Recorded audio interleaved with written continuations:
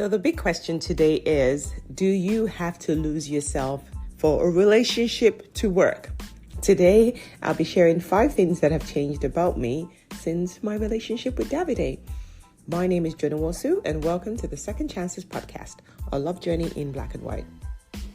Woohoo! Yippee! We are officially 6 months today. Yes, today, 6 months ago, Davide went down on both knees. He doesn't like it when I say that. He actually laughed about that. And asked me to be his girlfriend. And I said yes. So ever since then, we do celebrate every month because we choose to. And because we are grateful for the opportunity to have what it is that we have. Because trust me, we do both recognize that it's not easy out there. And we also have been through a lot of toxic relationships. So we do appreciate our journey and we try to celebrate it every single month. So yes, hippie, 6 months to us. So today I want to take stock, right? Because I hear a lot of times people say, oh, I don't want to lose myself, or you lose yourself, or somebody wants you to change, yada, yada, yada, yada. Okay, well, there's no right, wrong, yes, no, yay, nay. No, it is just what is, right? So for me today, what I want to do is just take stock of the last 6 months of my life being with a new man and what that has done for me. And of course, I'm going to only focus on the positives because, of course, there are no negatives. Just kidding. So the first one that is really profound for me is I'm more in my feminine energy.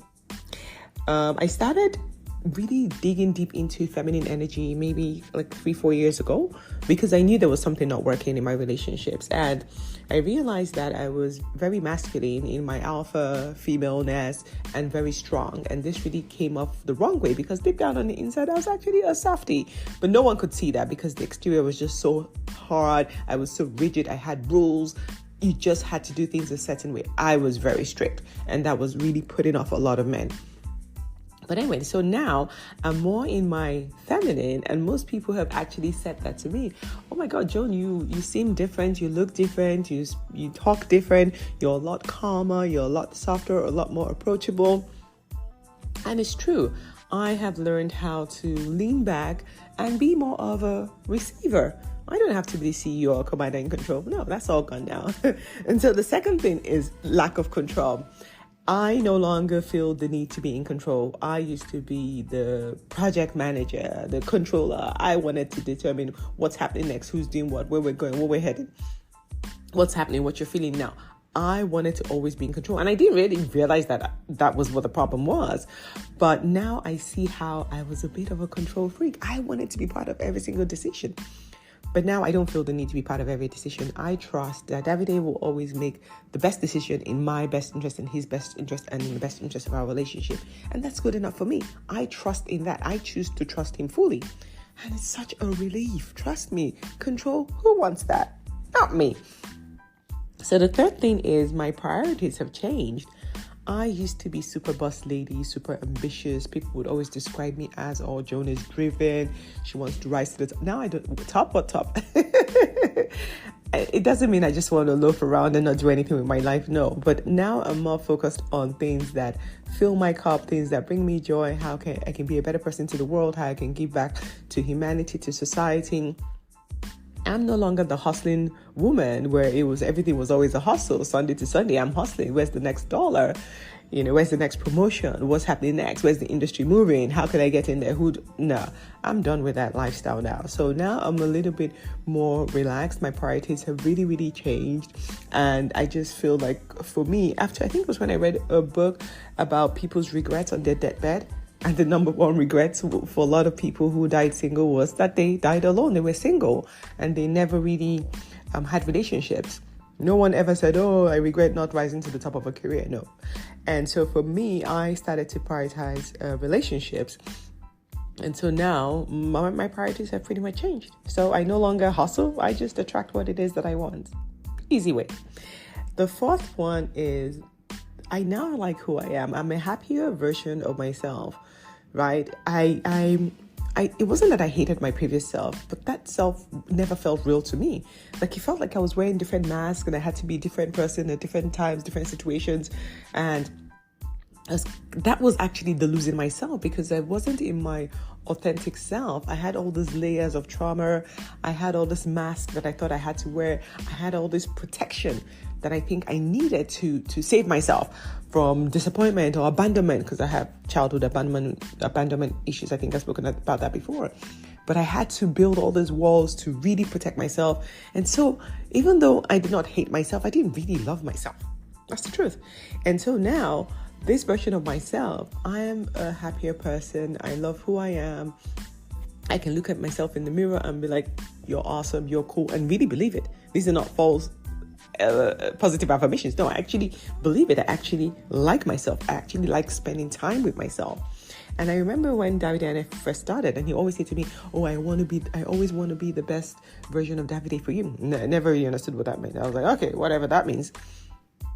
But I see how he constantly works on himself, how he's constantly trying to be better for me, trying to make sure that he does the things that make me happy, trying to be the supportive person, learning about me, like seriously observing me, because he wants to show up as the right person that allows me to be the best version of myself.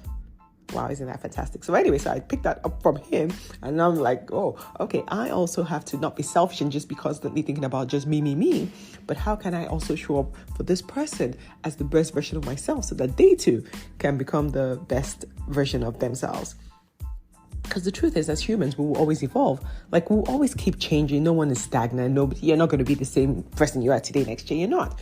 So it's being flexible, being agile, being open to room for the relationship to move, the ebb and flow, and for you to move along with it.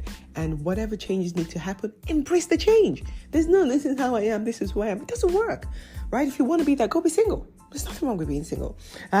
So it's being open to the changes that might happen, and knowing that the relationship will force you to grow. It will stretch you. It will challenge you, and embrace it. It's fun. So the fifth and final one, which I think for me is the most important one, is growth, a lot of growth, but most especially spiritual growth. I was already on a spiritual journey. I've been on it now for like 5 years, and I was happily on my journey. But one thing I never made a priority, I never put on my Joan's man list, was spiritual alignment. And so this year I had met a woman who spoke about how when she was going to choose her second husband, her new husband, she made sure that they were both spiritually aligned. And I was like, okay, that's an idea. I never thought it really mattered. And so I decided that, this time around, I'm not going to date anybody who's not spiritually aligned. And so that was one of my top factors on my list. And Davide is. And now I can see the difference, because now I'm not uncomfortable to talk about the things I'm learning about spirituality. We can try things together. We can meditate together. We can share different ideas and concepts. We're not necessarily at the same level, but you see, iron is sharpening iron. We both know what the spiritual goal is, what the journey is. And so that way we're just growing. It's really, really stretching us. We feel less alone, because this spiritual journey is quite a lonely journey. But now we're not alone. Having somebody that we can have all these conversations with and try things out and talk about our fears and vulnerabilities, I just think is super key. So for me, that growth in every area of my life, I've learned how to be patient. That's for sure. But being able to grow spiritually, I think that for me is just the best thing that has happened to me in the last 6 months. And when I used to always read about being unequally yoked or equally yoked, I never understood it. Now I do. It's not so much about whether you're both from the same religion. No, it's a bit more than that, but I won't go into that today. So anyway, for me, so those are the 5 things that have happened to me since I started on this journey. Has the journey been without challenges? Heck no. Of course, we've had issues, we've had challenges, but the difference is we're not fighting against each other. When the challenges do come up, we are on the same side trying to figure out, okay, how can we resolve this? The goal is not, okay, now you've hurt my feelings, you've done this, I can't forgive you, we're done, relationship over. No, the relationship is never impacted. And so when we have an argument, I check with myself, do you still love this person? If the answer is yes, then okay, so you need to go be on the side of the person, and let's figure out how to work through the challenge and not trying to be right or make the person wrong, or be the enemy or make the person the enemy. And so for both of us, we're very committed to making things work and working through whatever challenges that we have and growing constantly. And like I said yesterday, we love to play. We play. We keep play so that we're younger at heart. It's very easy. The relationship is very light. It's not stressed. We can be ourselves and just have fun with it. So I'm super excited for the future. Like I said, this is 6 months. I'm looking forward to forever. And we will be stepping into the next chapter of our life in a couple of months. So I'm super excited for that. So I want to leave you with this. Look, I'm not perfect. Far from it. But I'm on a journey and I've been growing consistently, checking myself, failing a lot, but still growing. And neither is Davide. He's also been through a lot of trauma that he's having to deal with. And these things show their ugly faces, but it doesn't make us unworthy of love. We're worthy of love. You are worthy of love. It's not about being perfect, but it's more about being perfectly aligned on what the vision it is that you want for your relationship and for your life as well. So here's me wishing you all the love in the world, all the love that we're sharing. We're pouring it out to all of you. And we hope that you all find your own second chances as well. And a love that is super fulfilling, because there's no better gift. That's the greatest gift. The ability and opportunity to share love and do life with somebody. Thanks for listening to today's episode on the Second Chances podcast, a love journey in black and white. And we'll see you same time tomorrow. Till next time, sending you love and light.